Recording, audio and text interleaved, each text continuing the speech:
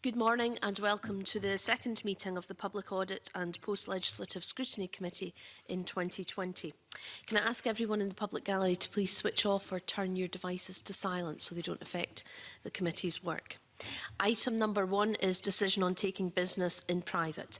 Do members agree to take items 4, 5 and 6 in private this morning? Thank you. Item 2 is the Section 22 report on the 2018-19 audit of Bord na Gaelic, governance and transparency. Can I welcome our witnesses to the meeting this morning? Caroline Gardner, Auditor General for Scotland, Michael Oliphant, Senior Audit Manager, Audit Services, Audit Scotland, Pat Kenny, Director, and Carlin Watt, Senior Manager, both from Deloitte LLP. I'd like to also welcome Rhoda Grant, MSP, who's joining us for this item. Auditor General, I understand you have an opening statement. Thank you, Convener, and Martin Var. I've prepared this short report under Section 22 of the Public Finance and Accountability Scotland Act 2000. Bord na Gaelic is the principal public body for promoting Gaelic in Scotland. It's a small body based in Inverness with around 19 members of staff. The external auditor has given an unqualified audit opinion on the annual report and accounts of the board for 2018-19, which means he's satisfied that the accounts provide a true and fair view of the body's financial position and there are no significant errors in the account. However, he has identified a range of issues relating to governance and transparency, which are the subject of this report. These include ineffective leadership, inadequate workforce planning, and a lack of clarity over roles and responsibilities. The auditor also found a lack of transparency in decision-making and limited evidence of board members providing effective scrutiny and challenge of the organisation's senior management team. These issues led to a lack of confidence and a culture of mistrust in the organisation. All public bodies, irrespective of their size, must have effective governance and make decisions in an open and transparent way.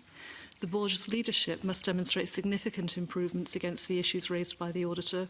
This will be necessary to establish the trust and confidence of its staff and stakeholders. Convener, the team and I will be happy to answer the committee's questions as usual. Thank you very much, Auditor General. I'm going to ask Alec Neil to open questioning for the committee.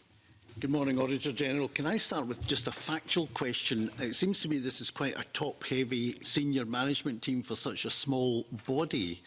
Can you give us an idea of the management costs, the kind of salary levels for the Chief Executive and the senior management, please? I can understand why you might think that, Mr Neil. Actually, Deloitte did some work to look at comparable organisations and the management costs, and I'll ask Pat Kenny and Carlin Watt to talk you through what they found. Yes, thank you. We found that the salary costs were broadly comparable to similar public bodies, both in terms of numbers and in terms of overall spend. Our major concern, as we've outlined in the report, was what was being achieved with the cost involved. I think the Chief Executive's salary is around the 90,000 mark. Karen, do you want to get more? Yeah, the Chief Executive, as Pat said, is in 18-19 the salary was 90,000, which was disclosed in the annual report and accounts. And what about the senior management team? What kind of average salary are they on? The senior management varies between 65 and 85 across the senior management team. Which, you know, by certain standards is quite high for a small organisation. But what we're primarily interested in is value for money. So if you've got a Chief Executive on about 90 and a senior management team averaging about £65,000 for an organisation with a turnover of £5 million, and reading the auditor's report, I mean, quite frankly, an organisation like this, a second-tiered manager could run this in their tea break. You know, it's a small organisation, and yet it seems to be a total disaster. So, is the board still there who've presided over this? Is the senior management team all still intact, the people who've all presided over this? Because it seems to be, you know, they are not justifying the level of salary they're on. And as you said, Auditor General, the board isn't providing any effective leadership whatsoever. So the question is, why are they still there? It's a small organisation. I don't think I'd accept that it's a simple one. Clearly, Gaelic has a very important place in Scotland's public life. We know it's fragile in terms of the number of people who use it routinely and the geographic location of those communities. And Bord na Gaelic's got a really important role to play in promoting and developing Gaelic as something which is sustainable for the future. So it does have a very important role, and clearly it's important that there's the right investment to do that. As you say, though, my report and the work of Deloitte highlights that there are some real problems in the way the organisation has been managed in the past, which have potentially limited its impact in achieving what its purpose is.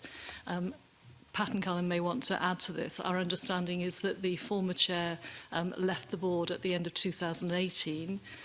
The interim chair has been in place since then, and the government has a recruitment exercise underway at the moment to appoint a permanent chair. The chief executive is in post and is being held to account by the board for delivering the improvement plan that was agreed on the back of the audit work last July. I mean, let me say right away, I was our party spokesman on this piece of legislation when it went through, and I'm very, very supportive of the Gaelic Language Act and of setting up this board. But two things. First of all, we anticipated it being run properly, efficiently, transparently, effectively, and that clearly isn't happening. And secondly, Gaelic, contrary to what a lot of people believe, you know, there are more Gaelic speakers in Glasgow, reputedly, than there are even in the Highlands and Islands. So this is an organisation, I agree with you, that has to spread the word about Gaelic and improve Gaelic and the concentration of Gaelic medium education, make a contribution to all of that. And the great disappointment is that it seems to be failing in some of the basics of any modern organisation. And it is a small organisation that should be easily, I would have thought, to lead. And I can think of loads of people in the Gaelic community who, you know, will feel let down by what is happening here. And what I don't understand is why it's not getting fixed quicker. You know, is the point who drew up the improvement plan? Was it the board? Was it the government? Were people consulted about it? How effective has it been so far? What's it due to deliver? When? The improvement plan was agreed in response to the audit work carried out by Deloitte, and I'll ask Pat and Colin to respond on those questions. Yes, the improvement plan was drawn up following the recommendations that we made in our report. We were consulted on it, and I think the improvement plan is comprehensive. In terms of progress, Gaelic-speaking community consulted on it?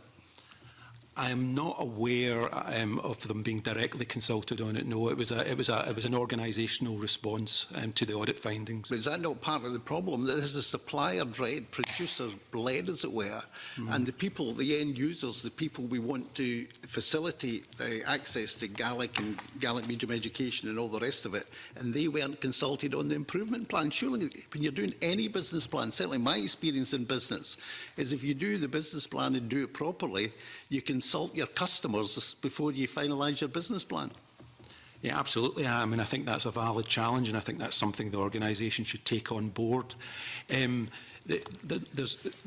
are providing regular updates on the improvement plan, and we will look at progress. We're down to look at it next month in detail in terms of progress to date, but it's early days, and I think that they're still working through the various recommendations. Could you talk us through the main features of the improvement programme?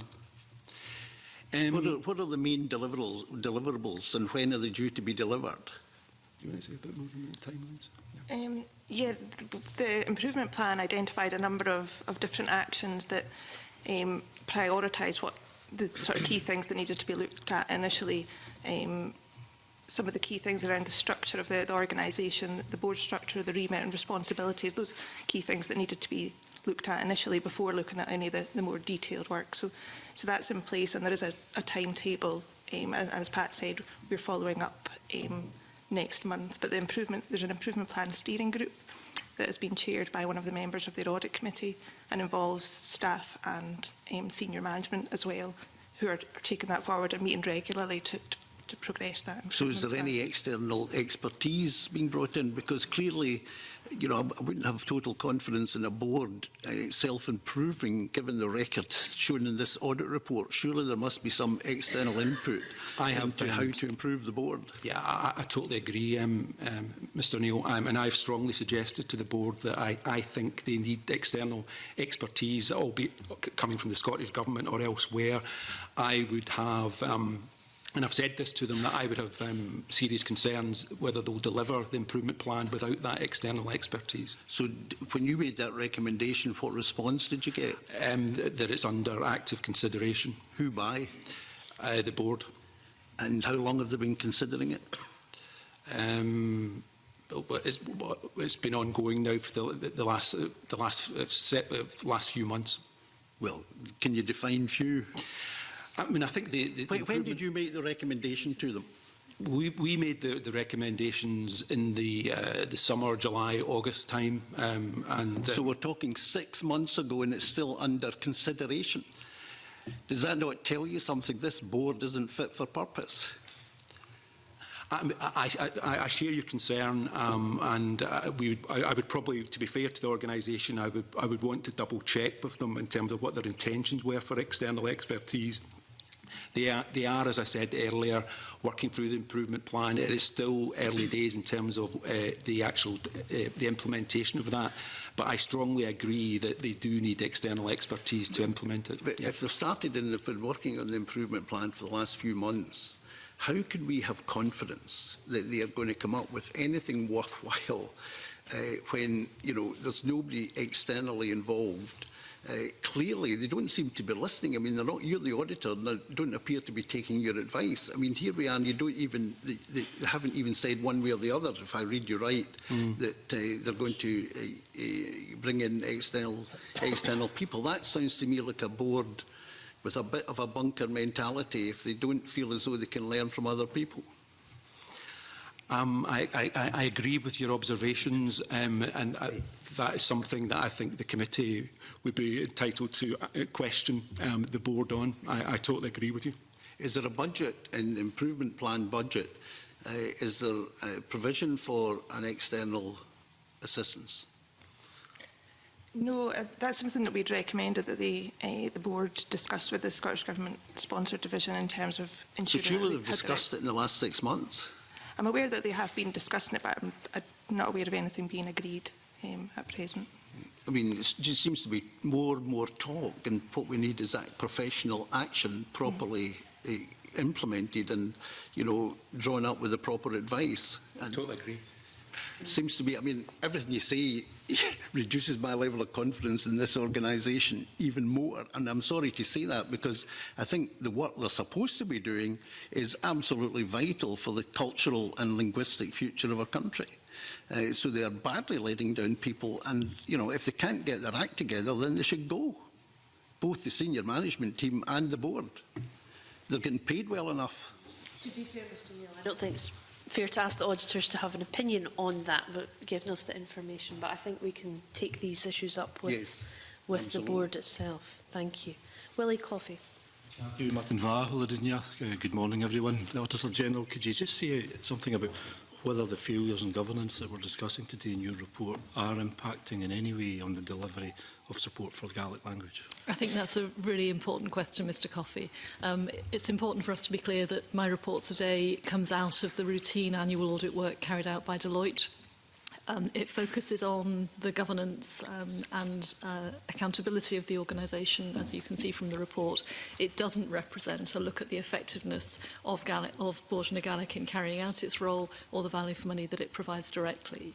Having said that, I think it's reasonable to assume that the amount of time and energy that has been taken up by dealing with some of the problems around the culture which are outlined in my report and in Deloitte's report may have diverted attention from engaging with the Gaelic speaking community in the ways that Mr Neil has suggested, and in thinking longer term about what the best approach is to promoting Gaelic development across Scotland, and particularly in the areas of the Highland where it's so important to maintain it as a living language. We haven't looked at it directly, but that's one of the reasons why the report report is here today because of the risk of getting in the way of that very important work being carried out well. Will that be done, do you think? Who would do that to see if there's any impact on their core mission to support Gaelic? Who and when will that be done, do you think? I think the focus of the audit work next year will be, for very obvious reasons, looking at progress with the action plan, looking at the way it's been implemented and the effect that those actions have had. We will keep in mind whether it's something that audit can best do, or indeed if it's something that the board itself should be taking forward. I was looking at the improvement plan as Pat Kenny was answering Mr Neil's question. One of the recommendations in there is very much about engaging with stakeholders about what matters to them and about ways of working that will have the most impact. It may be that that needs to be evaluated by the board and by the government to look at the effectiveness of these actions, but we'll certainly keep that under review. Okay, so some of the issues that you raise are recurring themes at this committee and other organisations. So it's not just Born Gaelic that experiences, but although it does seem to be a little bit more severe here. Why is it that they're only discovered when you turn up, when Audit Scotland turns up? Why are these issues not made known earlier? Is the sponsoring department of the Scottish Government aware of these things, or are they only made aware when you do your audit? Why is it this stuff not identified earlier and actioned much earlier than requiring Audit Scotland to come to the door? The usual health warning, I think, applies that the things that come to this committee tend to be the things that auditors have identified and that therefore I'm reporting on. That doesn't mean that they're only identified by auditors. I think the background in this case was that the board had carried out a staff survey during 2018-19, which threw up some real concerns about staff's feeling that they were part of a joined-up organisation, that they were listened to, communicated with. And I think the Chief Executive asked the auditors to do some more work to follow that up.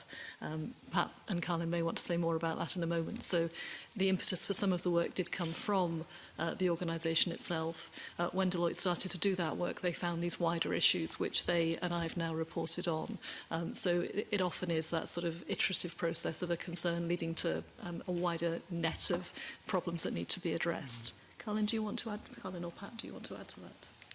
Yeah, as the Auditor General said, it really came from our planning work for the 18-19 audit, so towards the end of 2018, when the staff survey that the board had carried out flagged up a number of issues around communication and staff morale, and it was at that point that we started looking in a bit more detail and discussion with the Chief Executive, and then agreed that there was a risk there that we needed to go and look a bit more, and that's when we agreed with the Auditor General and her team that we would do this piece of work, and that's where the issues came.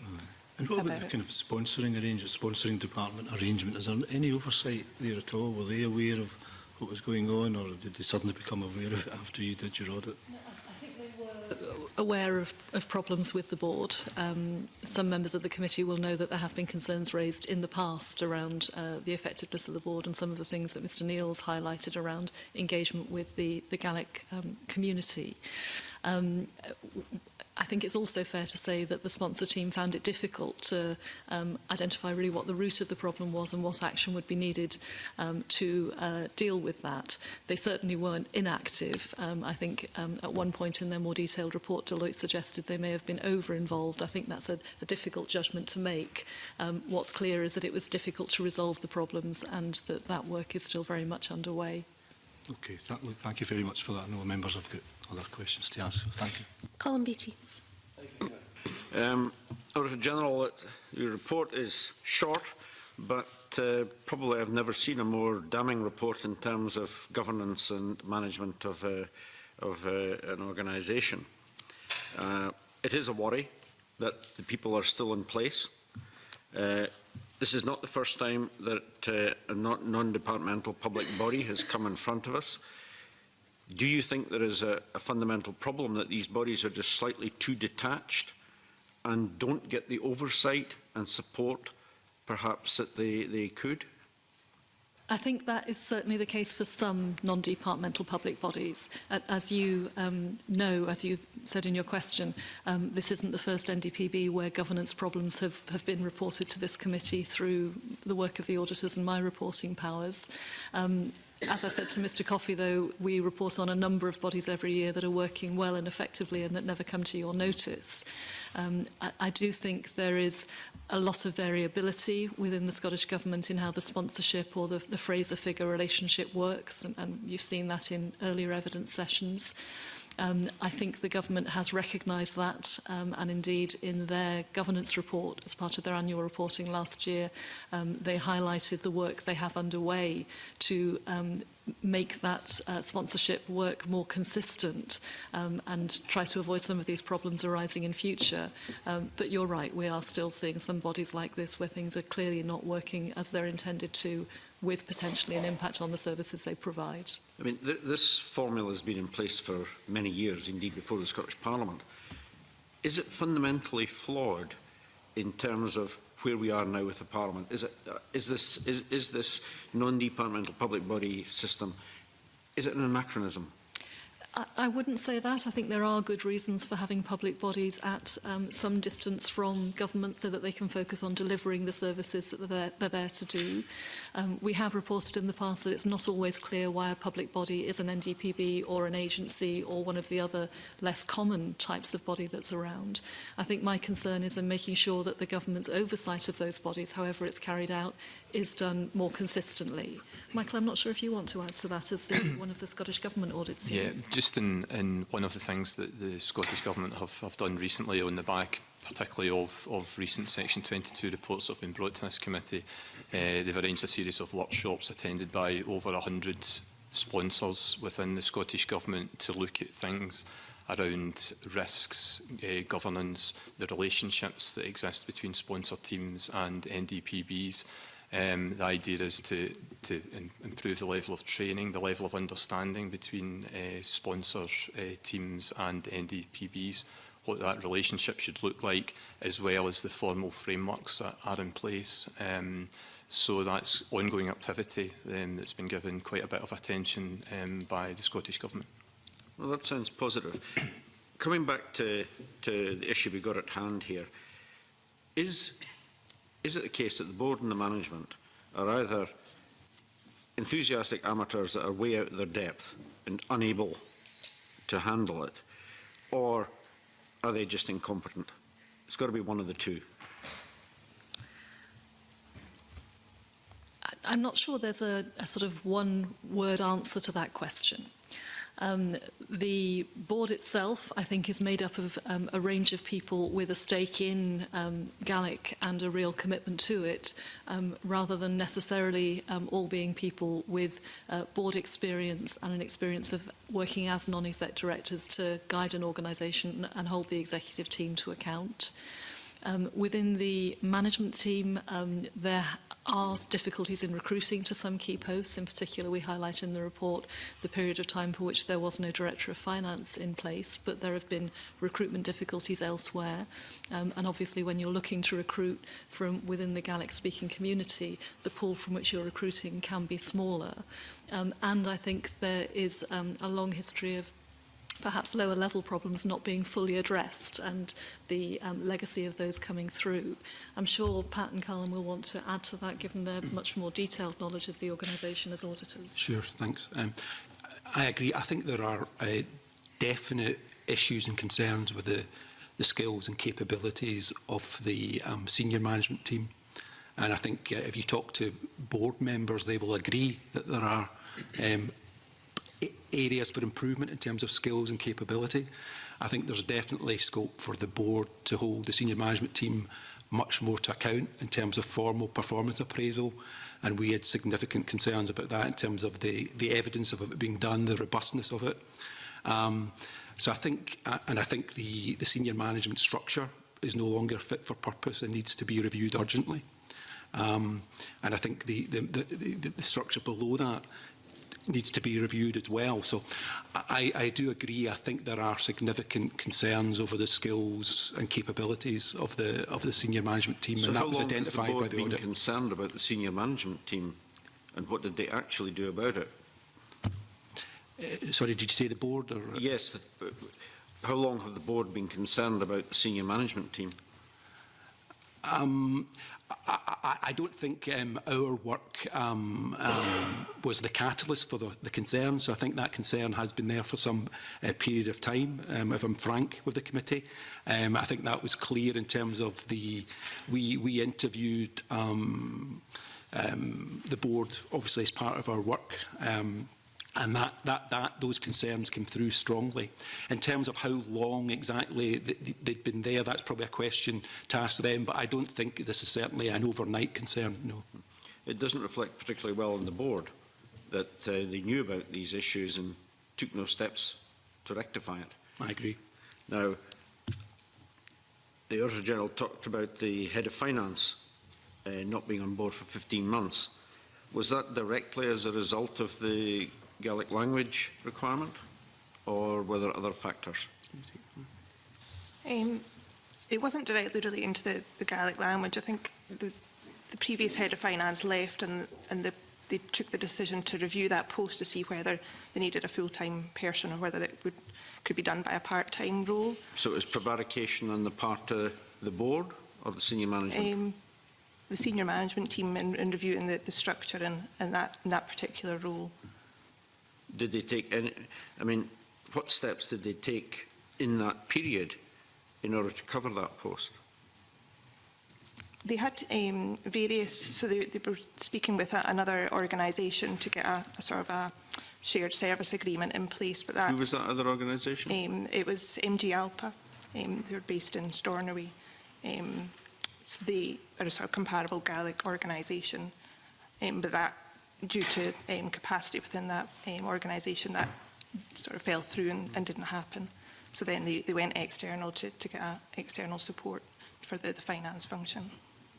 Now, there's a policy of requiring all employees to speak Gaelic. Is that actually legal? Just a question. I think we've checked the answer to that question, Mr. Beattie, frankly. It is the policy of the organisation, and I entirely understand why it would have that policy. It will have the effect of restricting the pool from which you're recruiting, and the checks and balances, the trade-off there needs to be considered. But we certainly haven't looked at whether the requirement would be legal in itself. What was the impact of not having the head of finance in place?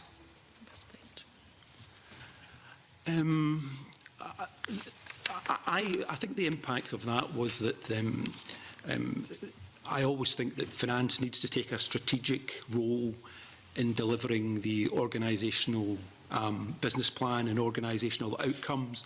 And I think obviously during that time, that finance strategic impact to the delivery of the organisation in terms of what its priorities and outcomes was obviously not in place. So it was certainly not something which would have helped the organisation to deliver its business plan, and we have recommended that the head of finance needs to play that much more strategic role in delivering the business plan going forward.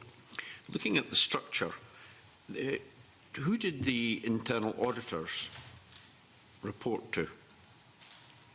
There seems to be no audit committee. Yeah, the internal auditor was a part-time post within the organisation, and he reported directly into the audit committee. Into the audit committee? Yeah. I thought there wasn't an audit committee. Yeah. One, Mr. Beattie, it's at the far right hand of the list of committees there. Exhibit 1 in my report. Okay. Who decided what the programme for the internal auditor was? That was in the internal auditor would present his proposed plan to the audit committee, and it was the audit committee that would approve the plan for the year. And there was a plan in place? Yes. Was it adequate? It was adequate in terms of looking at their financial controls and the sort of more traditional areas that internal audit would look at. So you were satisfied as auditors that the internal audit function was up to scratch? Yeah. Now, the internal auditor, what qualifications did they have? Because I see the internal auditor was appointed to the role of head of finance. The internal auditor is a qualified accountant with a number of years' experience in public sector. The annual report says that there is no committee in the organisation which has formal responsibility for assessing financial performance. How much of a risk is that? I think that's a significant risk, and we have that wasn't a new recommendation. We have raised that before, and I think it is a serious concern that I would have, definitely. It seems that almost every decision that the board or the senior management take is flawed in some way and didn't contribute to the well-running of this organisation, and that's the detriment of every Gaelic-speaking person in the country, to be honest. Okay, thank you. Okay. Thank you, Convener. Good morning. Just very briefly from me, on Colin Beattie's point, he talked about the policy of having everyone speak Gaelic as a prerequisite for being part of this organisation. Do you know who set that policy and when in this organisation's life? I don't know. I'm not sure if Pat or Colin can help you with it. No, not off the top of my head, sorry, no. It's a long-standing policy, as I understand it, yeah. And but do you get any sense, presumably it would be the organisation itself that will have decided this is... Yes, yeah, yeah. Or could it have been the legislation? I'm just wondering. That's what I'm wondering. No. Didn't go into that detail. Okay. Thank you. Do you take a view then on whether it is reasonable to have such a policy, or indeed sensible, given, I don't know what the stats are, but Auditor General, you talked earlier on about it rather limits the pool, and so it doesn't seem sensible to me. Well, first of all, as the committee knows, I'm precluded from commenting on matters of policy, and I think that is a matter of policy. As I've said, though, on the one hand, I entirely understand why Bord na Gaelic may have that as a policy for itself, and certainly a very strong aspiration, and it does have consequences. And as always, I think it's important for the body, for government to be weighing up the balance of benefits and costs of doing that. If it means you can't recruit people with the skills needed to carry out the work of the board, then the balance of may not be in favour of that decision. If it's possible, then clearly there are huge advantages to doing so. Mm-hmm. Perhaps this might come out as more of a comment, but I do share Mr. Beattie's concern about whether or not this is discriminatory in employment law. I think it might be worth another look, but also this committee looks frequently at the challenges of recruiting good senior individuals to boards and throughout the Scottish public sector, and it does seem rather strange to limit in a small pool of talent anyway, as this committee seems to see, that we're limiting the talent still further. Leaving aside the question of legality, and clearly we'll all need to have a look at that, I think this in some ways is just a special case of the issue that all public bodies face all the time, that you do absolutely need the right skills to be able to run Bord na Gaelic or to run a health board or any other specialist organisation, and the more tightly you define those requirements, the smaller your pool to recruit from will be. For me, it's very much a question of understanding the trade-offs you're making there. I know Pat wants to add to that. Yeah, I mean, I think it's a good question again, and I have recommended to the organisation that they review the policy, and I've suggested to them that I think there may be scope, for example, to say for certain roles within the organisation, the Gaelic prerequisite might not be essential, maybe for other roles. I think more of a tailored policy might be appropriate, rather than a blanket policy as I currently have in place. Mm-hmm. Thank you. Bill Bowman. Thank you, Convener. I have a couple of questions, but given the nature of this previous questions, we may have touched on it. The report highlights a lack of openness and transparency in the decision-making in the organisation, but you also state there is a general consensus that the existing committee structure and governance arrangements are not fit for purpose. Can you tell us who represents this general consensus, and if it does exist, why it hadn't been addressed before? I think it's a general consensus based on fact-finding, based on discussions with the board, based on discussions with the members of staff, and based on discussions with the senior management team. What I think has happened is that they've done various ad hoc bolt-ons to the committee and governance structure without taking an end-to-end review of it from top to bottom. The question as to, again, why it's been left to drag on and not anything been done about it is again a good one. We've made the recommendation, and I understand they are now going to look at that in terms of a top-down, end-to-end review of their governance model. But I think, as I say, fundamentally the issue has been too many ad hoc changes without a strategic review of the governance model end-to-end.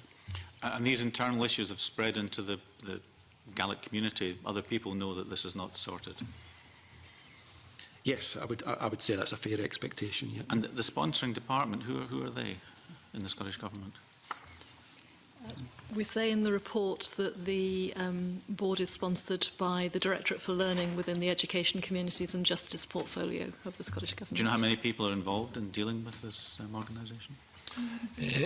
I don't know the exact figure, but I think it would be a kind of small team. You have different kind of layers of responsibility, starting at the Director General, then you have the Director for Learning, and then a Deputy Director, and then you'll have a smaller team under them who deal specifically with Gaelic issues, which includes 7 or 8, something like that.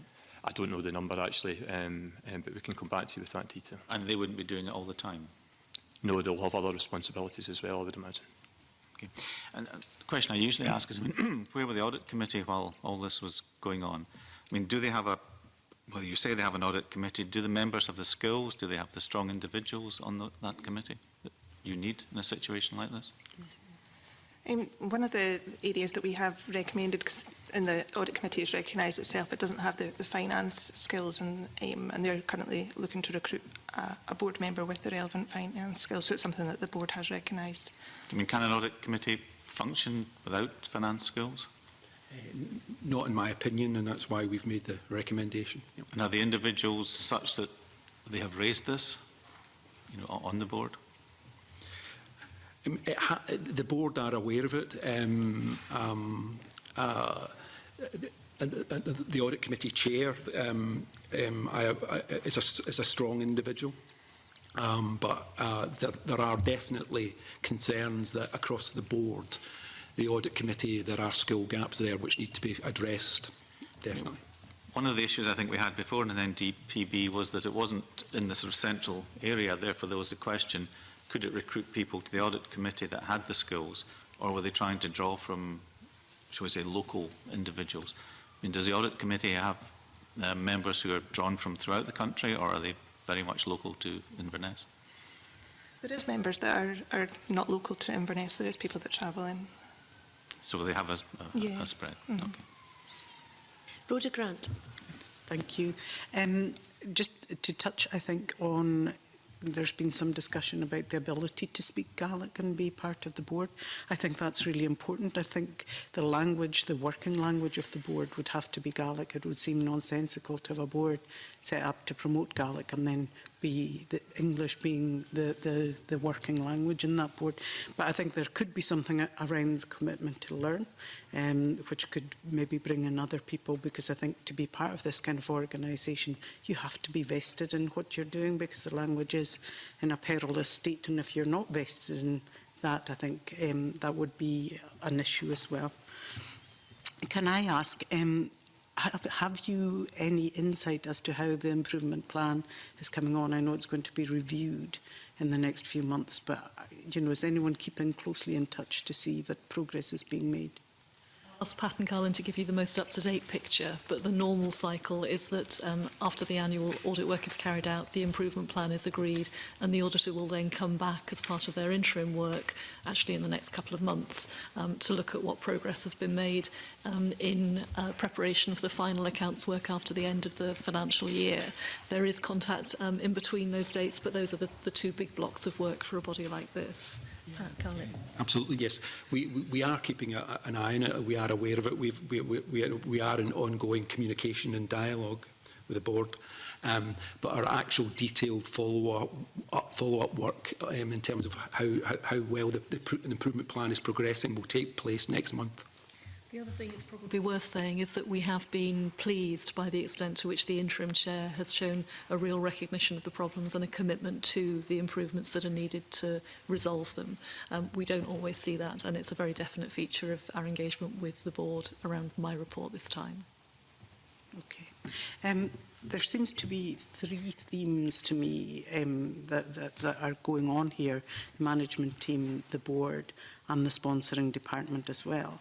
In your report, you talked about discouraging funding applications, and I think somewhere it actually said that the board wouldn't be able to afford to have a full management team because of caps on their funding and the discouragement to apply for more. And I think that was marked as a high priority to make sure funding was in place. Do you know if a business plan has been put to the Scottish Government and whether that has been successful? Because it seems to me that if you're going to take in external people, if you're going to have that level of scrutiny and breadth of experience, you need to pay for it. It doesn't come free. I'm not aware of whether a business plan is something we will need to check with the board to see if that has progressed. That's something we'll be following up next month. Okay. So that will be followed up and, yes, and hopefully in place. I'm just thinking of we're in budget territory now, so this would be the time to make a plea for additional funding. There was also talk about that, and I'm not a member of this committee, so I was quite interested to hear that some of those governance issues are common to other organisations, NDPBs. And I'm wondering, is there training in place? You know, to take on a role of a board member is a huge amount of responsibility, and you may be passionate about the subject that you are on the board of, and you might have an expertise in that subject, but you might not have any expertise in kind of the governance arrangements. Is there training available to anyone who becomes a board member to equip them for that role? You're absolutely right. That's a question which this committee has shown a lot of interest in over the session. Michael, do you want to pick that one up? Yeah, there is training available, whether that's through guidance such as on-board guidance that's provided by the Scottish Government, but the Public Bodies Unit within the Scottish Government also provides training to board members across the public sector, and that's somewhere that board members can get access to training, but certainly it's down to the individuals themselves, I think, to as part of any performance appraisal, to make known where they may wish any training requirement, and agree that with the body themselves. I'll just add to that. Again, one of our other recommendations that we've made is that there's a training needs assessment completed for board members and the senior management team, and that was a recommendation that we made to the organisation. Okay, and can just one more. You spoke earlier about and those questions about the impact that this might have on the language and organisations that were looking to the board for leadership and funding possibly. Is there any work going to take place to see if this has impacted on that and what steps need to be taken? You know, have we missed opportunities? Has this had a damaging effect on the language itself? And if so, what remedial steps can be taken? Yeah, what we've suggested is that we need a much more evidence-based in terms of the award of grant applications, that they're much more aligned to the outcomes and priorities of the organisation, so that we, as an audit team, we can much more easily track in terms of performance indicators the impact of making specific awards to specific organisations. In the past, that evidence-based in terms of making awards in terms of the alignment to the organisation's priorities and objectives hasn't been clear and could be substantially better. It's improving now with 3-year funding awards, but we're looking for a much more evidence-based process that will allow a trail to be established, so that we can look at the impact of awards in terms of delivering the key outcomes of the organisation, and that there's full alignment there. It's Neil. Just a few more factual questions. I've got 3 specifically. Just straightforward, simple replies is fine. You say that all board and committee meetings are held in private at the time of the audit. Is that still the case? Yes, as far as I know, it's still the case, but now the board papers and minutes are available on their website and they're now being published. But the meetings but themselves. The board is meeting in private, and the committees meet in private? Yes. The whole board meeting's in private? I mean, that is really unacceptable. totally unacceptable. That should be changed immediately. I mean, the sponsoring department should be top of that. I mean, in this day and age, that's totally contrary to everything we're trying to do in terms of transparency. Second question, then, you say about the website in your report, you say in terms of board minutes and agendas appearing on the website, at the time of the audit, May 2019, the last agenda and minutes published were from June 2018. So when you say they're published on the website, are they now published timeously on the website? Yes, so I checked earlier in the week, and the board meeting from November, they were available on the website, the minutes. So they are now being published much more timely. Right, okay. And is that just for November, or is that and in the previous months as right, well, yeah. Okay. And the third progress, The third point, you say in May 2018, a review of the members' code of conduct was recommended by the board, but this did not take place. Has it now taken place? I'm not sure. That's something I would need to check with the board. Could you check and come back to us on that, yeah, please? Because it seems to me, leaving aside, you know, the particular problems, just basics about running an organisation don't seem to be happening. I mean, these are fairly basic things for running an organisation, some of which are legal requirements, not being met. Am I right? They're not legal requirements, but they're certainly good practice under the on-board guidance, which Michael referred to. Yeah. But they are expectations of government of NDPBs. Okay, thank you. On Alec Neil's question, during your audit, did the board say, did anyone indicate why they feel compelled to meet in private?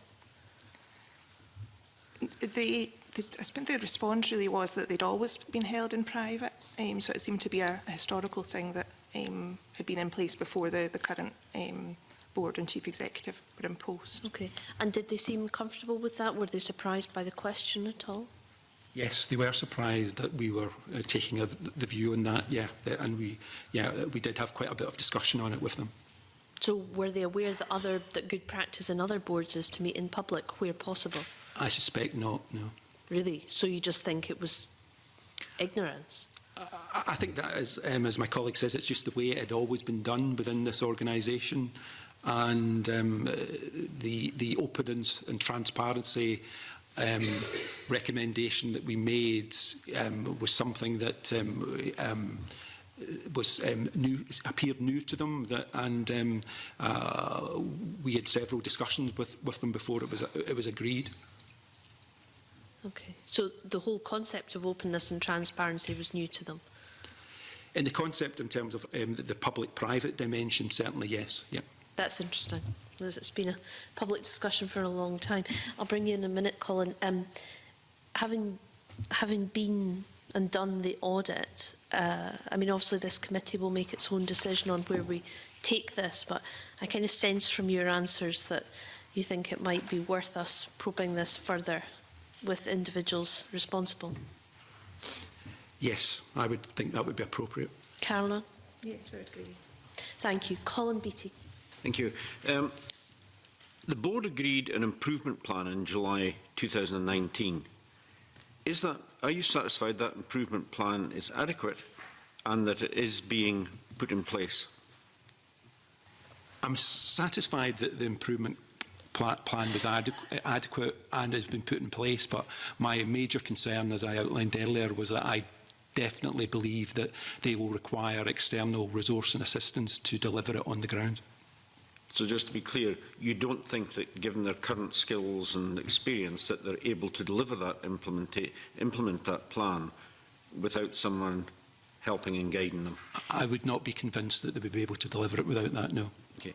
One last question is, have any members of the board or the senior management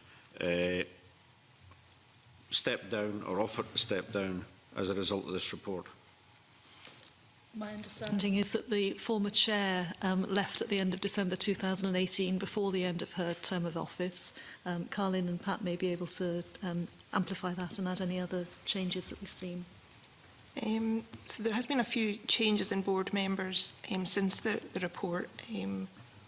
I don't know whether it's in relation, I couldn't really say whether it's in relation to this or whether there was other reasons why these... Have these changes in board members demonstrably improved the experience and skills level of the board?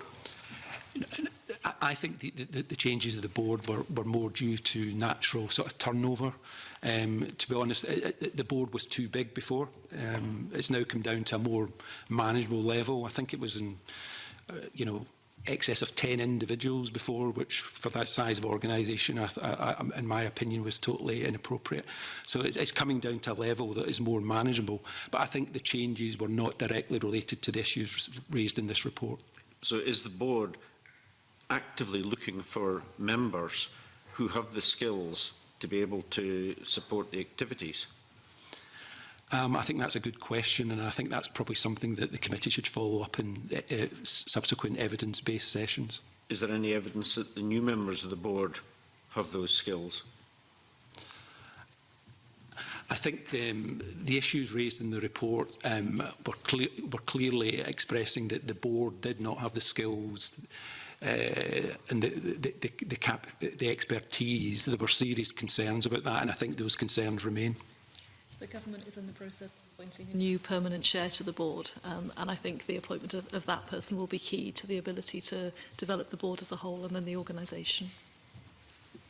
Pat Kenny, you're director of Deloitte LLP. You must have done a fair few audits in your time, public and private sector, is that right? Yes, I head up the Deloitte public sector business in Scotland. Okay. To what extent were you shocked, surprised by this? I think in terms of findings and the recommendations, I can't think of a report which has raised as serious issues in my time of performing this role. No. Okay. Can I thank you all very much for your evidence on this report? I'm now going to suspend the meeting briefly to allow a change of witnesses. Thank you.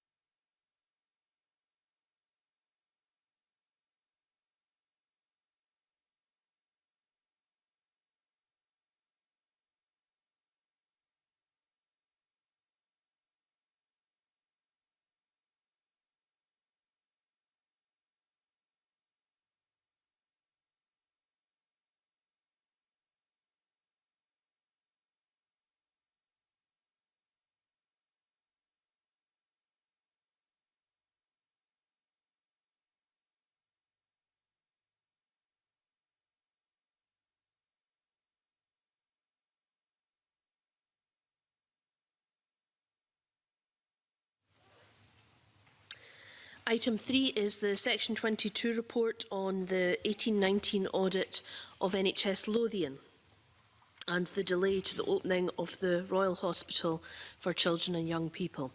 Can I welcome our witnesses to the meeting this morning? Caroline Gardner, Auditor General for Scotland, Lee Johnson, Senior Manager, Performance Audit and Best Value from Audit Scotland, and Chris Brown, who's a partner at Scotland-Creef. Auditor General, I understand you have an opening statement. Thank you, Convener. My report summarises the circumstances surrounding the delay to the opening of the Royal Hospital for Children and Young People, the Department of Clinical Neurosciences and the Child and Adolescent Mental Health Services in NHS Lothian. It's not an investigation into the causes of the delay, but it aims to clarify the facts as we currently know them. The Scottish Government announced a non-profit distributing funding route for the project in 2010, and in 2014 NHS Lothian appointed Integrated Health Services Lothian Limited, IHSL, to design, build, finance and maintain the project. Total costs were estimated at £230 million, made up of construction costs of £150 million, plus enabling and equipment works of £80 million out with the agreement with IHSL. The hospital was originally due to open in July 2017, but it's been delayed by a series of technical and contractual disputes.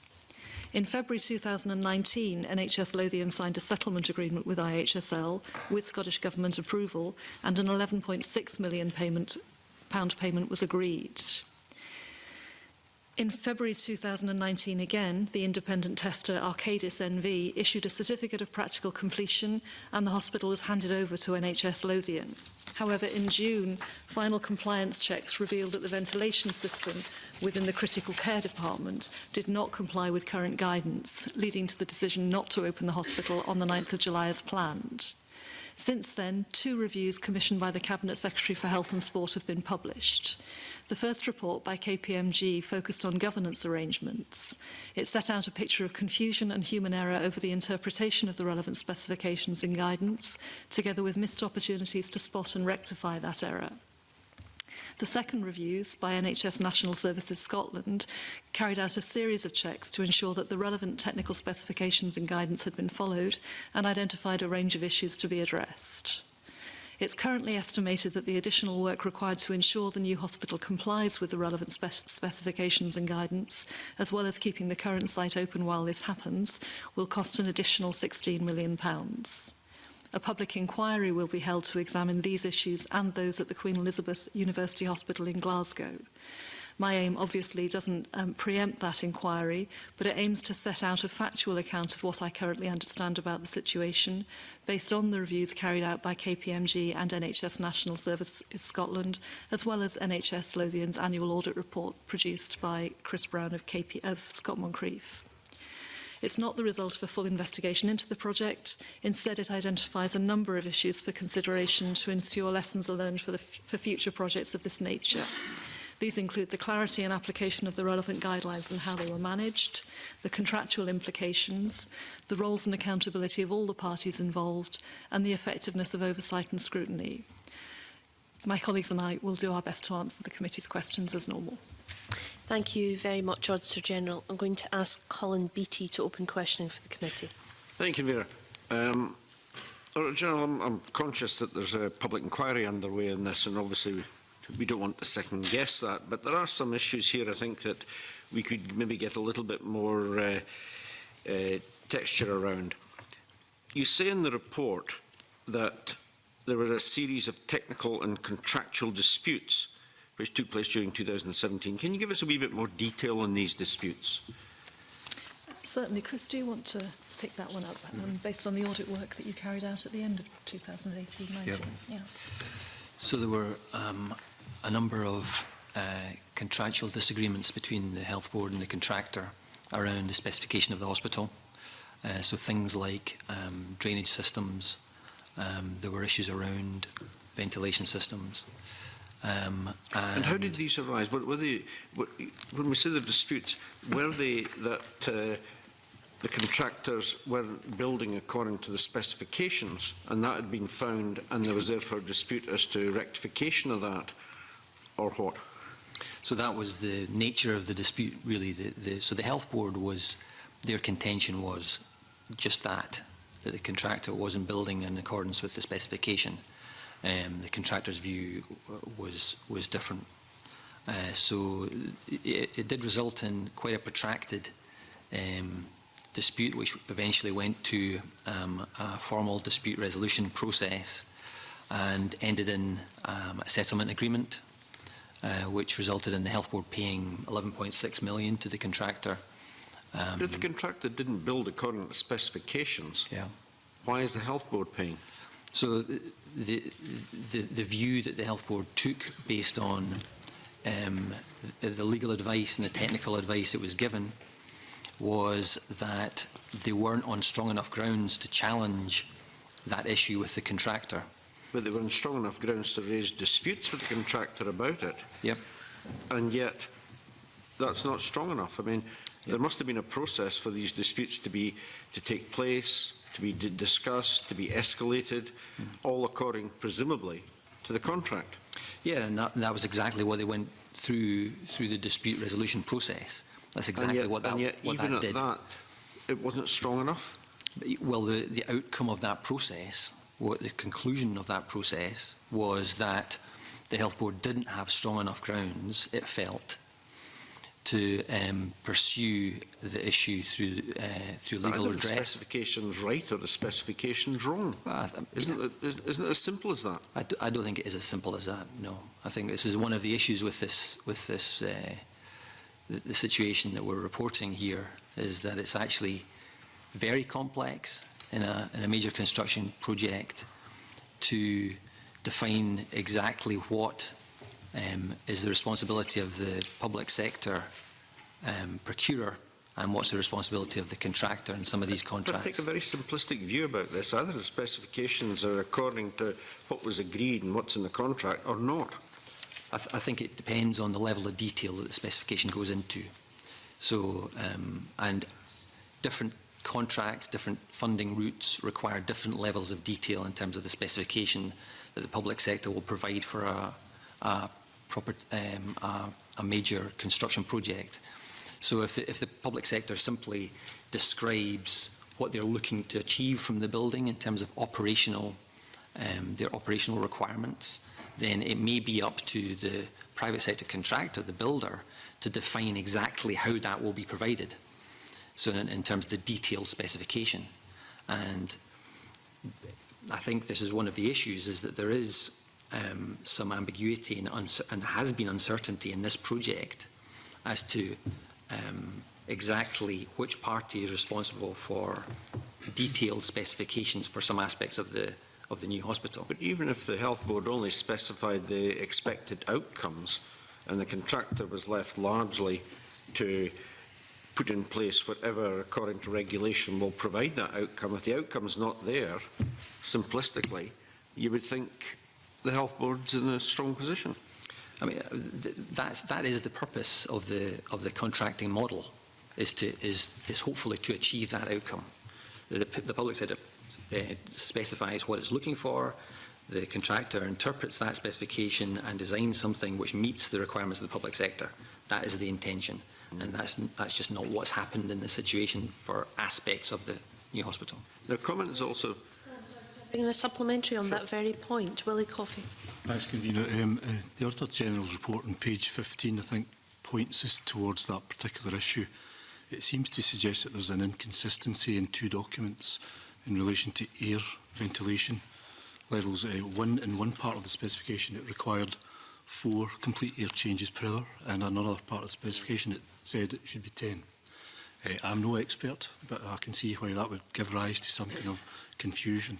And it seems to me that without preempting or guessing anything, that might explain why there was an inconsistency here, and that both parties should have spotted this. I would suggest both should have spotted this. You're right to identify that as another source of confusion between the parties involved. Actually, it is a different issue from the ones that Mr. Beattie's been asking about and Chris Brown has been answering about. This is the issue that was identified in late June 2019, which led directly to the decision to delay the opening of the new hospital.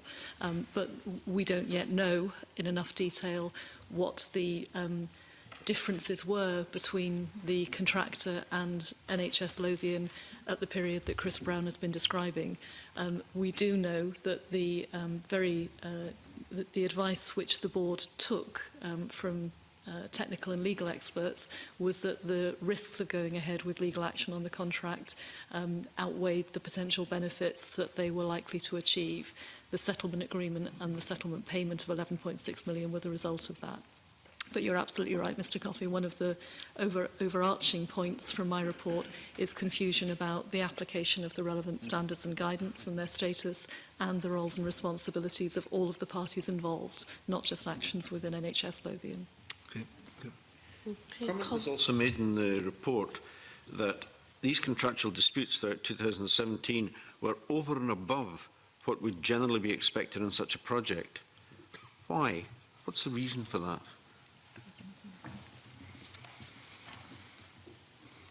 I'm not sure we know the reason for it. We know that they were, and we know that that's what led to the dispute resolution process. I'm not sure if there's anything more Chris can say about clearly they were unable to be resolved through the sort of established channels. But why was that? Why? So that's one of the issues that the Health Board's looking at right now. So the Health Board's commissioned a review from its internal auditors into some of the root causes behind the issues that have led to the delay in the opening of the hospital. It may be that review will answer some of those questions. Is the contractor meeting any part of the shortfall in funding required to make all this right? If we look back to your original question, the settlement agreement that was reached in 2018, and the 11.6 million payment made by NHS Lothian then, that was an agreed settlement between the two of them to reflect the relative balance of responsibilities that were seen to be in place at the time. If we look ahead to the events of June, July 2019, when the other problems arose that led to the delay in moving the hospital and the announcement of a public inquiry, we don't know the outcome of that yet. As Chris has said, the board has asked NHS Lothian, the board has asked its internal auditors to look at the circumstances within the board. We are waiting for the announcement of the start of the public inquiry, which the Cabinet Secretary announced, and there will be work going on in there to understand better the contractual implications, which is one of the questions that I've raised in my report. That's a very big and important question to which we don't yet know the answer. We do know, though, that NHS Glasgow has announced that it intends to take legal action against the contractor responsible for the Queen Elizabeth University Hospital. Same contractor? And it is the same contractor. Interesting. Turning to Exhibit 4 of the report, it shows a breakdown of the estimated costs resulting from the 2019 delay. And it shows a contingency of 2 million for further remedial action. Are you confident that figure will be enough to cover any further remedial action that's needed? Is it based on anything? It's an estimate, as contingencies always are. I don't think we can give the committee any assurance about whether it's enough or not, but we have no indication so far that it's not. Lee, is there anything you want to add to that? No, I don't think so. These figures came from the Scottish Government, and I think they were just keen to point out that they were estimated figures at this point. So until the work is done and the facility is ready to open, I don't think we'll know the full and total cost that was required. Now, obviously, a concern about this is NHS Lothian, who are in a tight financial situation anyway. Are they going to be expected to pick this up? Has the government indicated that they're going to bail them out on that? I think the government has indicated it will cover the costs of the additional costs incurred by delaying the move. So that's the 16 million? Yes. The 11.6 million agreed in February 2018, the board has paid for.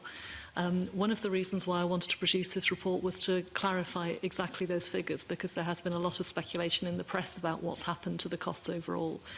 The original total cost was expected to be £230 million. The total additional cost so far from both the February 2018 settlement and the 16 million you refer to is 27.65 million. So so far we expect the increase in cost as a result of this to be of the order of 12%, which is significant but not not overwhelming in relation to the original cost envelope. In relation to the overall amount NHS Lothian spends, again, it's a relatively minor figure. The bigger question is clearly the impact on patients and staff here in Edinburgh and what we can learn to make sure no health board ends up in this position again. To be absolutely clear on this, the Scottish Government's picking up all the additional costs in relation to running 2 sites and the additional maintenance costs of the existing site. All those are being picked up.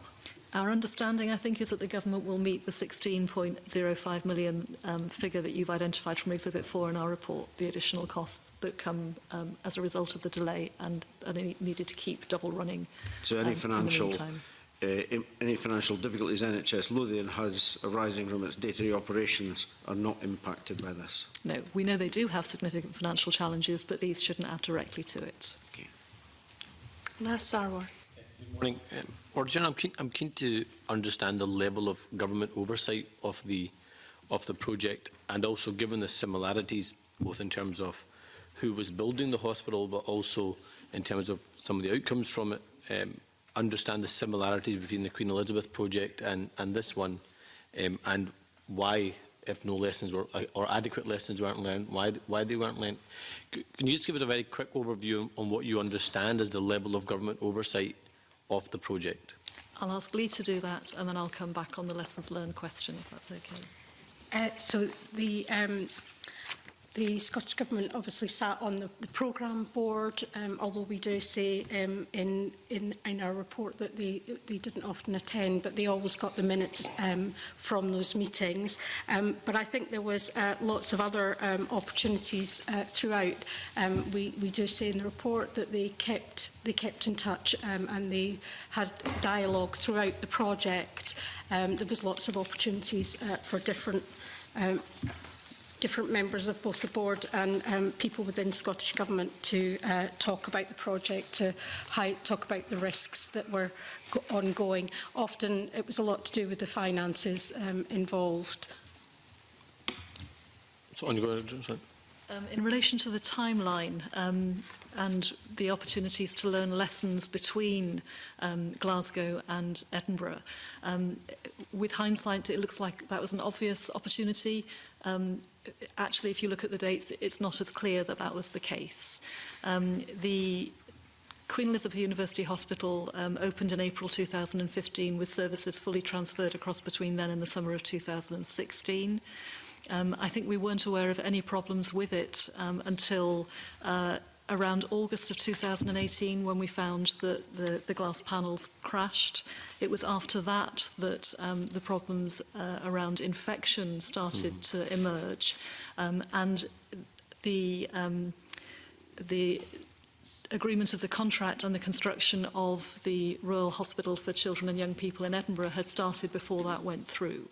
Once those problems started to emerge, there is evidence that the programme board asked IHSL for assurances that their work was in line with the standards and that these problems were being addressed, and received those assurances. So it's not a straightforward look back that there were things in Glasgow that should have triggered extra work in Edinburgh. What I say in my report, though, is that there are some real similarities with what was found with the inquiry into the Edinburgh schools after the problems of Oxgangs Primary first were identified. And Professor Cole's report was published in February 2017 and raised some questions which I think are very relevant to projects of this sort. And I think it's well worth exploring the extent to which they were fully recognised and responded to in NHS Lothian, in Glasgow and in other big construction projects. Thank you. I'll come back in a moment about around the water supply and infection issue, because I think it's an important point around the timeline, and important to see that there's an overlap. So clearly it was difficult to learn early lessons, but I'll come back in a moment to that. Just sticking to the oversight element, first of all, in general terms, do you think there was adequate government oversight? As Leah said, there was significant involvement over and above the programme board. And just to give you a flavour of that, there are quarterly meetings between a representative of the government's health, finance and infrastructure team and NHS Lothian. NHS Lothian provides an annual report to the Chief Financial Officer, providing an update on projects more generally, and there's ongoing dialogue around specific issues as they come up, so that there is a lot of engagement. And as colleagues have indicated to you, it wasn't really until late 2017 that problems started to emerge with this build. What we say, though, in the report is that it's not clear enough what the roles of the respective parties are. There's an exhibit in the report, I think Exhibit 2, which sets out the roles and responsibilities of all the parties. Yep. First of all, there are a lot of them. And secondly, it's very clear that, for example, the independent tester didn't think that it was their role to look at whether the specs were right or not. Both IHSL and particularly NHS Lothian thought it was the role of the independent tester to do that, so nobody was fulfilling that role. Just going to Exhibit 1, again, just to get an understanding of the similarities between the Queen Elizabeth project and the project in the Lothians. Are you aware if the people, not the roles, but the people were the same in terms of those that were responsible for Scottish Government oversight for the Queen Elizabeth project were also the same people that were responsible for the oversight for this project? Lee will be able to give you a bit more detail. I think my sense is that the same team will have been responsible, the Scottish Government Finance Infrastructure team. Whether it's the same individuals, I don't think we can tell you. Okay. And then moving on then to Lee the... may be able to just sorry, my apologies. I guess I don't have much more to offer than the Auditor General's already said, but it would be, the same health and finance and infrastructure team, the same kind of teams within Scottish Government that would have overseen the Queen Elizabeth as And just on that, if it's the same teams, would it be the same? So the person that's responsible for the team would be the same? Yes. Okay.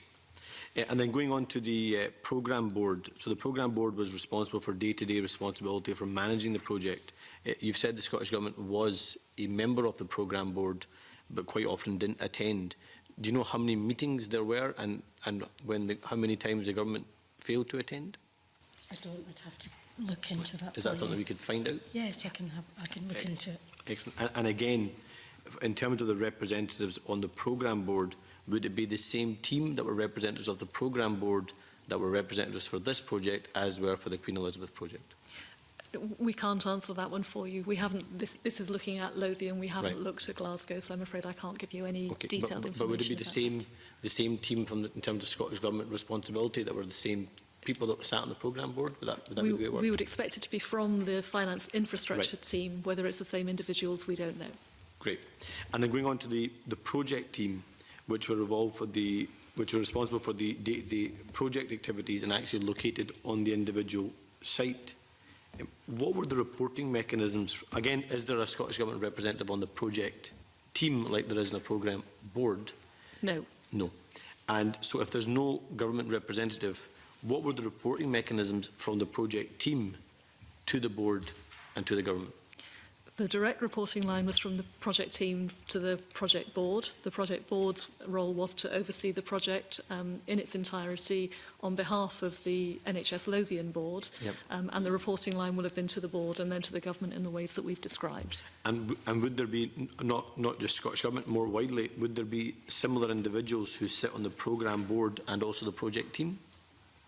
The project team members were members of the programme board, I think, as we say in here. Yeah. And do we know if any of the people, not government, but more broadly the people that sat on the programme board and the project team were the same as the ones that sat on the programme board and the project team of the Queen Elizabeth project? I would be surprised if they did. The programme board was established by NHS Lothian for its project. I can't see any reason there would have been cross-membership with Glasgow. Okay. And then in terms of the professional advisors, so there's 3 names listed in terms of professional advisors. Are we aware of any of those 3 professional advisors that are named were also the professional advisors for the Queen Elizabeth project?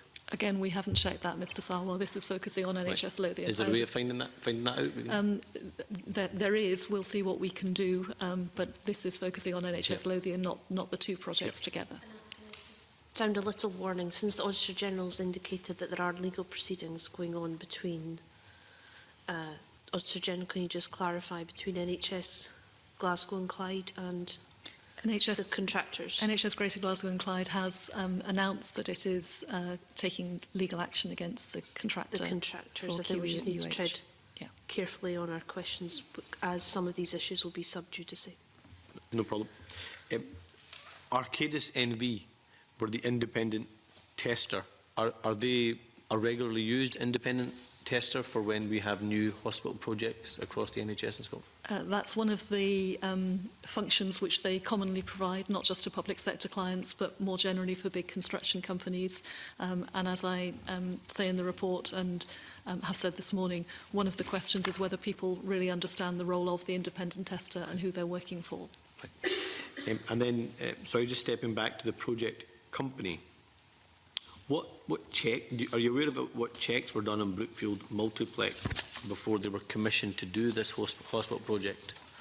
For example, have they ever built a hospital in the UK before, apart from the Queen Elizabeth? I'll ask Chris Brown to come in a moment, but at this stage we have no concerns about the process which NHS Lothian went through in putting together the tender and making an appointment at that level. Chris, is there anything you want to add about the contractor itself? So all of that happened before we took over as external auditors in the Health Board, but there were a series of key stage reviews that were completed by Scottish Futures Trust in the run-up to financial close for the project, in addition to an internal audit review of project management and governance. So we would expect that those reviews would have covered those issues that you described. But do we know if Brookfield had ever built a hospital in the UK before these two hospitals? So I don't know that off the top of my head, no. Okay. Auditor General, you mentioned quite rightly about there's an overlap in terms of when the two projects started, but one of the concerns around the ventilation system is less about how the problems could have been prevented at construction stage, but actually when it came to becoming a problem at opening stage, why it was so late in the process that it was realised that there was an issue with the ventilation system. Can I stop you? Is that a question specifically on Glasgow ventilation system? No, I'm talking about on the Edinburgh. Yeah, okay. on Edinburgh. Okay. On Edinburgh. There's clearly a link between the water supply and the ventilation system, considering that the water supplies the ventilation system in terms of goes around. If there was a concern that the ventilation system was flawed in terms of design, why was it so late that it was highlighted as an issue for the NHS Lothian Health Board and indeed the Health Secretary to make that decision so late in the process? That's right at the heart of the circumstances that I'm trying to pull together here. The issue which led to the immediate decision in July 2019 to postpone the move to the new hospital was the identification not by the independent tester that you referred to, but by the third-party tester, the Institute of Occupational Medicine, that the air change rates being achieved in some parts of the critical care department were not in line with the Scottish Health Technical Memoranda 0103, which relates to ventilation systems. Once that was known, it was escalated very quickly to the board and to government, and the decision was taken in the end by the Cabinet Secretary to postpone the move and to commission the two reviews that I referred to briefly in my introduction. The KPMG review was asked to look at the governance and the sequence of events which happened, and they identified the issue which I refer to in my report, that there was an inconsistency in the project tender documentation between what SHTM 0301, the ventilation guidance, says about air change rates for critical care areas, and what had been included in a document prepared by the board called the environmental matrix. Now, there were inconsistencies both between those two documents and an inconsistency within the environmental matrix itself. And that, although the environmental matrix wasn't directly a part of the contract between the board and the construction company, it was referred to throughout the life of the project, and it appears that that discrepancy wasn't recognised formally until right at the end, until July last year. As I say in my report, and as KPMG identified, at some point during that period, between 2012 and 2015, the environmental matrix was changed. So somebody knew that there was a discrepancy and tried to clarify it. There's no evidence that was ever escalated to the project team or the project board, but what happened there is at the heart, I think, of the sequence of events and whether it could have been spotted and corrected in good time. Now, I think it's important for me to say that that issue is about strictly the air change rates. It's not saying the ventilation system couldn't operate safely. It's saying that instead of delivering 10 air changes per hour, it was designed and installed to deliver 4 air changes per hour. 10 air changes per hour for some of those critical care areas is what's in the guidance standard that exists. The action, the contractor initially said they were able to correct that, and then very quickly, I think a week later, came back and said they couldn't, and that's what's led to the delay in the work that's required to pick it up. NHS National Services Scotland has carried out a range of wider checks, and they've recommended some improvements that could be made, but my understanding is that they are not failures to comply with the standards. They're improvements that will improve the health and safety of patients and staff and people who use the hospital. But that confusion around the standard itself and the way it was worked through the tender documentation and the contract and used by all of the players that we set out in Exhibit 2 is at the heart of what happened here. And I think that's what plays back to Professor Cole's recommendation about really strong and independent inspection and oversight of these sorts of projects as they're being built, not just at the end of the process. Long answer, but I hope it's useful. Thank you. That was very helpful. Just one final question. Health Facilities Scotland, is that a responsibility of NHS Scotland, or is there a health facilities part of individual boards as well? It's part of NHS National Services Scotland. Right. Okay. Thank you so much. Liam Kerr. Thank you, Convener, and good morning. Just to finish off Mr Sarwar's line of questioning there, are you able to expand on the specific role of the Scottish Futures Trust in respect to this project, and at what point, assuming it did, that finished? Scottish Futures Trust, we summarise their role in Exhibit 2 of the report on page 9. They developed, first of all, the non-profit distributing model, which was used at the time of this project as a way of bringing revenue financing into large construction projects, particularly in health and in education. They produce standardised product documentation and guidance and support for the bodies which are carrying out these big projects, and they provide support during the programmes themselves. They're not accountable for the projects. That remains with the individual body, whether it's NHS Lothian in this case, City of Edinburgh Council with the schools, or bodies right across Scotland. I understand, thank you. We looked at Exhibit 2 on page 10, and in that exhibit it indicates that in February 2019 a certificate of practical completion was issued. But later on, we discovered that significant work was still required at that point. So the question begged, of course, is why was a certificate of completion issued in those circumstances? I think it's an important question, and it's not one we can answer directly. As you can see from the timeline in Exhibit 3 and on page 12, the issue of the certificate of practical completion followed very quickly on the signing of the settlement agreement between NHS Lothian and IHSL and the payment of the settlement payment, the £11.6 million we've talked about. Arcadis then did the final testing and issued the certificate of practical completion. It was known at that point that significant work was still required, both under the work required to fulfil the settlement agreement and more generally to reach the point where opening the hospital would have been possible and safe. And there's no question in my mind, and KPMG I think reached the same conclusion, that left very little time for rectification of those problems and almost no time as a contingency if things were to go wrong. We say that in the middle of page 12 there. I think that's a very important question to explore further. Thank you. And sticking with this Exhibit 3, Colin Beattie asked about early 2017 when it became clear that the hospital wouldn't open in July 2017. Now, throughout 2017 there were a series of problems that we've investigated, but are you aware, were there and what were the problems with the project prior to that date? I think Chris tried to answer that question to Mr Beattie earlier.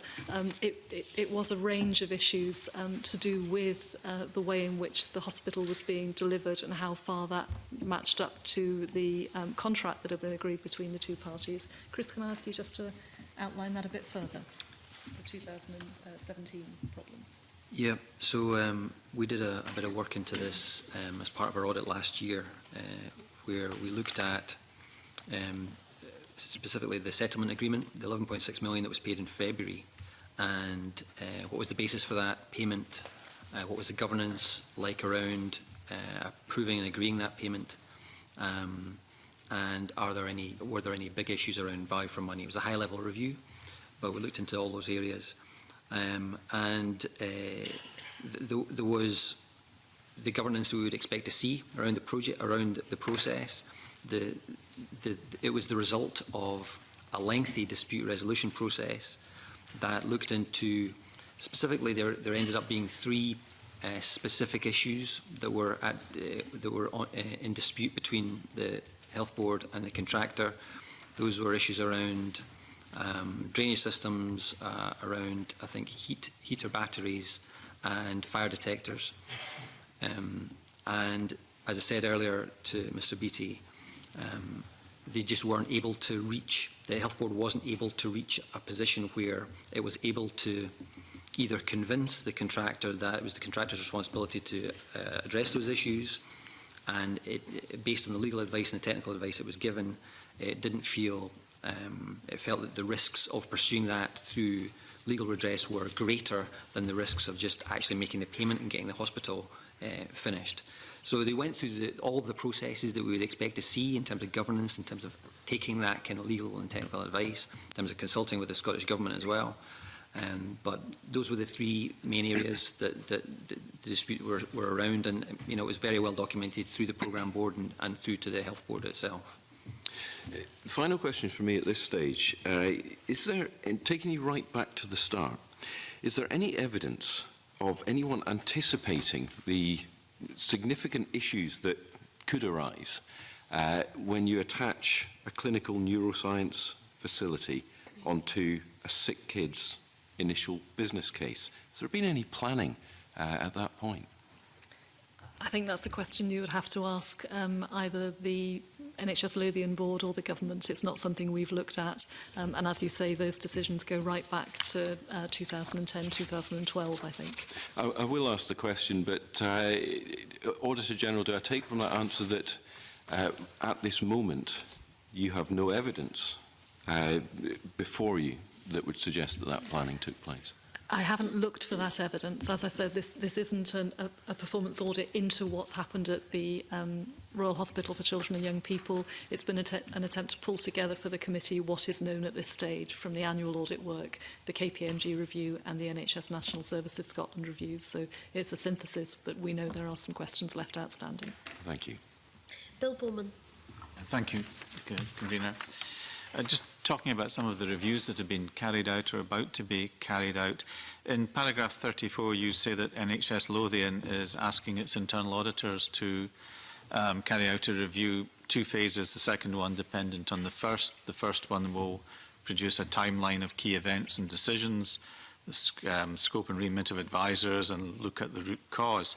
Now, it sounds a little bit like some of this is already in your report, but can you say a little bit more about what the detail of this review, how closely it will be monitored by you, and who actually are the internal auditors? The internal auditors are Grant Thornton, and I'll ask Chris Brown to talk you through the questions of what we know about it and how we're keeping in touch with it. So the review is being monitored by the Audit and Risk Committee in the Health Board. It's due to report to the Audit and Risk Committee on the 24th of February.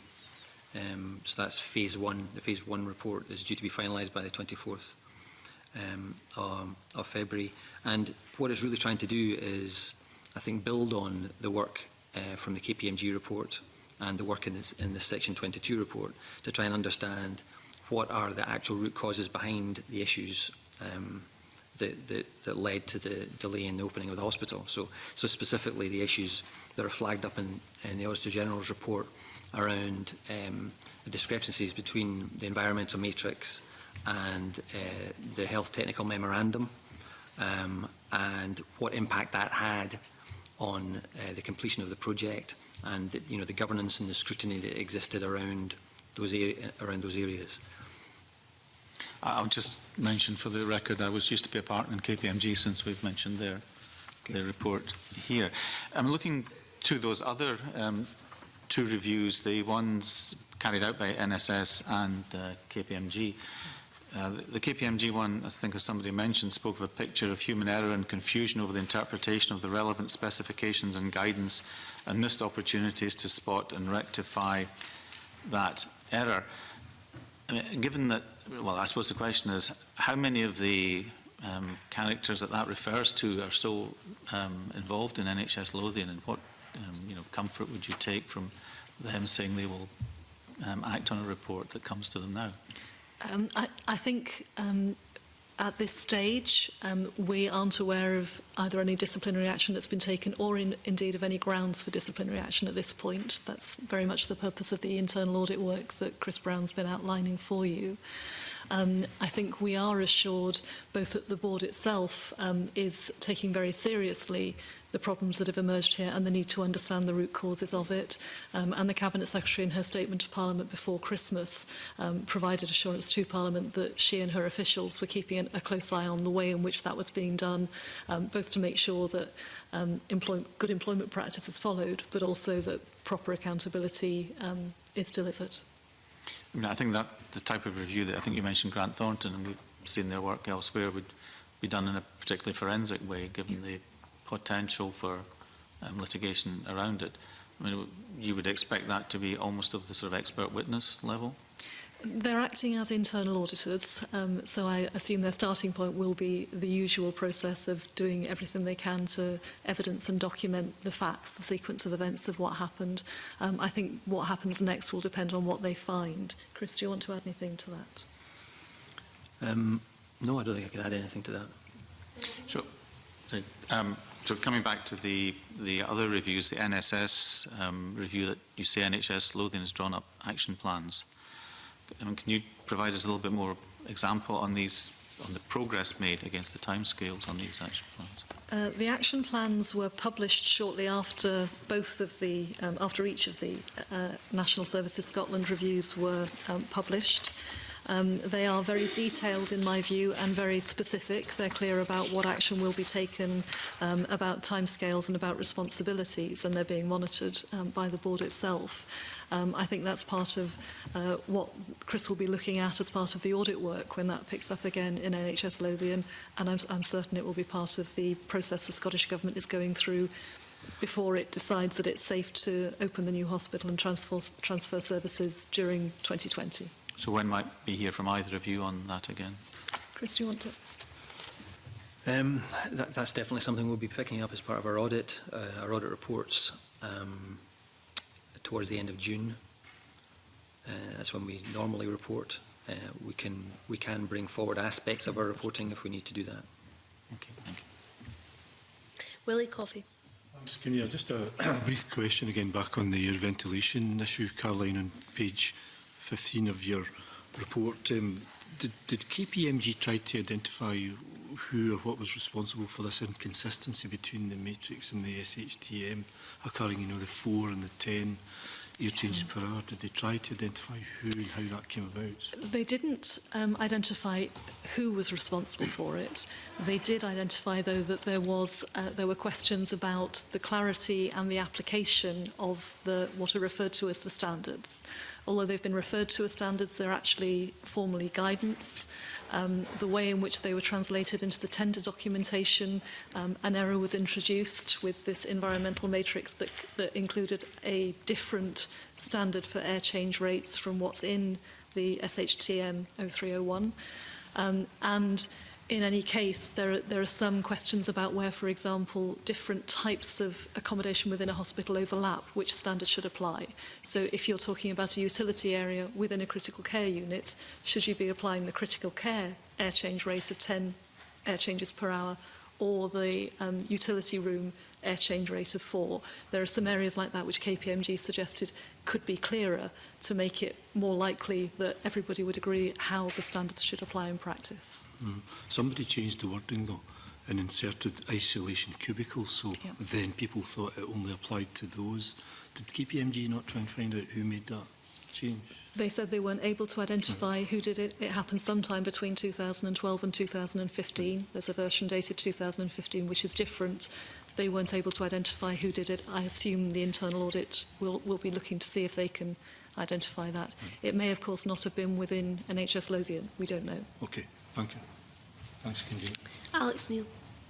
Auditor General, can I just go back to something Chris said, that NHS Lothian decided on the basis of advice not to pursue legal action against the contractor because it wouldn't be clear that they would win their case.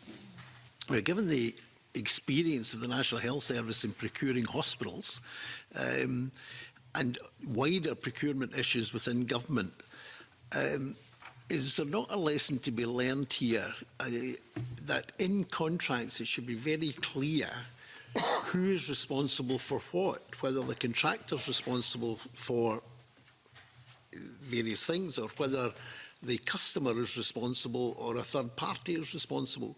Is there not a very clear lesson here that the contract itself was possibly to blame? Of course, contracts should be as clear and enforceable as they can be. And I don't want to give the impression that every public sector construction contract runs into problems. We know, for example, that the new Dumfries Hospital was delivered on time, on budget, very successfully. Yeah. So, again, this committee sees things that haven't gone well. I'm not an expert in this field, clearly. I'm an auditor, not a procurement or construction expert. But we know these are very big and complex projects, healthcare projects particularly, given all of the clinical and technical requirements that need to be built in, are particularly complex. One of the questions I think the public inquiry will have to answer is whether there were failings in the contract here, or if there were failings by either of the parties in the way that it was delivered. The Cabinet Secretary has announced a new Centre for Healthcare Procurement Excellence, which is intended to pull together the expertise and the experience of doing this. Obviously, building a hospital on this scale is something that most healthcare professionals will do once or twice in a career, not routinely, and we need to be building that expertise.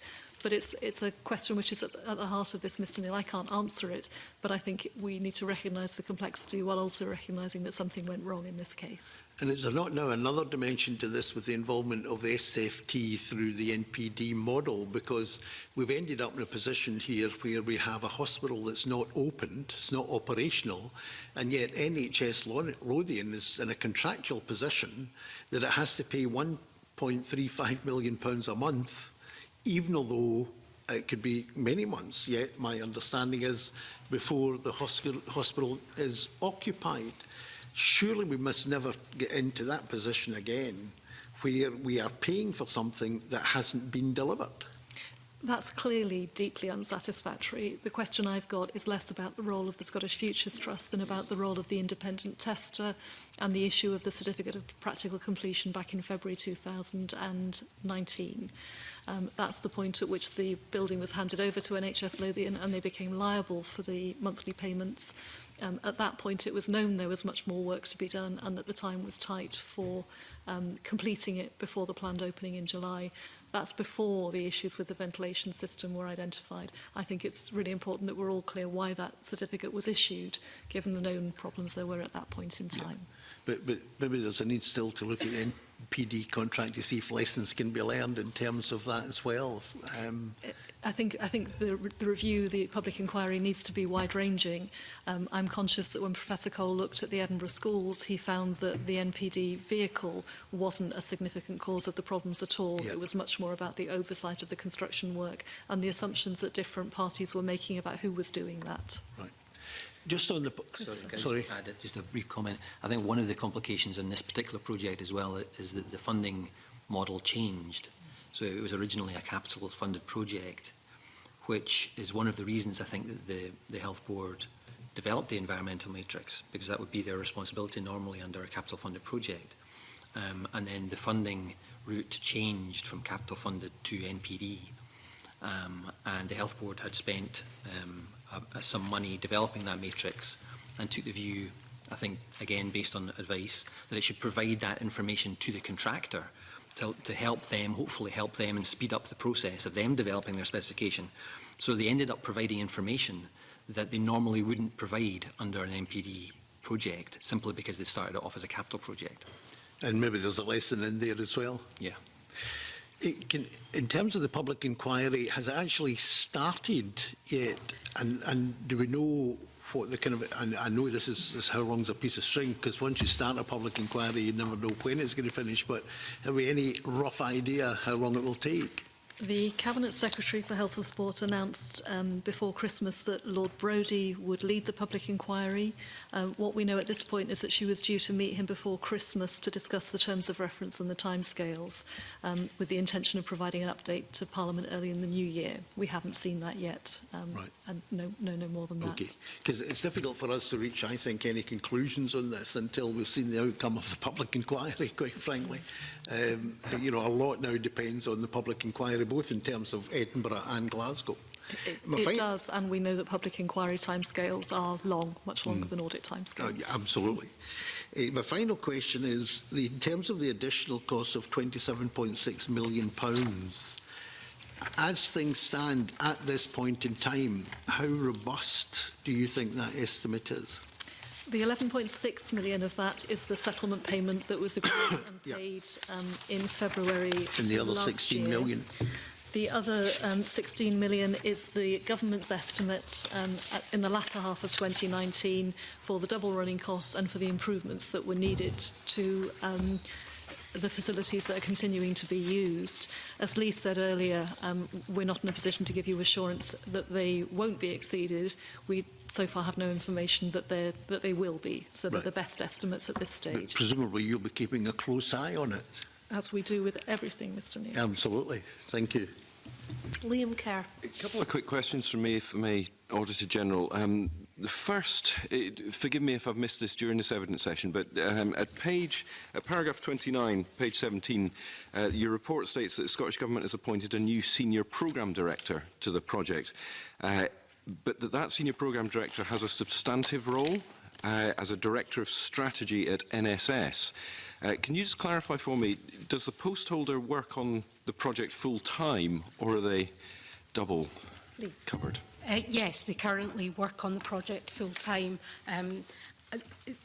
They were just keen for us to point out that they will go back to their substantive role once the facility is fit for purpose and open.